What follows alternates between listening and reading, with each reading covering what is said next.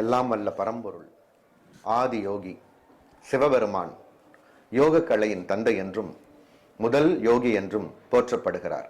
பாரதிய ஆன்மீக மரபில் அவர் கடவுளாக மட்டுமல்ல, மனிதனின் உடல், மனம் மற்றும் ஆற்றலை முழுமையாக ஆளும் யோக அறிவை இவ்வுலகிற்கு அளித்த மாபெரும் குருவாக மதிக்கப்படுகிறார். இந்திய இதிகாசங்களின்படி ஆதியோகி சிவன் தனது பரிபூரண ஞானத்தை 7 முனிவர்களுக்கு வழங்கினார். அவர்கள் அந்த யோக அறிவை உலகின் பல பகுதிகளுக்கு எடுத்துச் சென்றனர். எல்லையற்ற விழிப்புணர்வு, உள் அமைதி மற்றும் மாற்றத்தை குறிக்கும் ஆதி யோகி சிவன் மனிதன் தனது முழுமையான திறனை அடைந்து ஆன்மீக விடுதலை பெற வழிகாட்டுகிறார். நவீன உலகிற்கு ஏன் யோக கலை அவசியம்? இன்றைய நவீன வாழ்க்கை முறை மனிதரின் உடல், மனம் மற்றும் உணர்ச்சிகளில் அதீத அழுத்தத்தை ஏற்படுத்துகிறது. நீண்ட நேர வேலை, அதிகமான திரை பயன்பாடு, தவறான உணவு பழக்கம், உடற்பயிற்சி குறைவு மற்றும் மன அழுத்தம் போன்றவை பல உடல் மன பிரச்சனைகளுக்கு காரணமாகின்றன. யோக கலை மனித வாழ்விற்கு மிக அவசியமாகிறது. மேலும் மன ஆரோக்கியத்திற்கு யோகம் மிக முக்கியமானது. வேகமாக ஓடும் வாழ்க்கையில் மன சமநிலையை பேண யோகம் உதவுகிறது. சுருக்கமாக கூறினால், யோகம் ஒரு உடற்பயிற்சி மட்டுமல்ல, நவீன உலகில் ஆரோக்கியமான, அமைதியான, அர்த்தமுள்ள, வெற்றிகரமான வாழ்க்கையை வாழ வழிகாட்டும் ஒரு வாழ்வியல் முறையாகும்.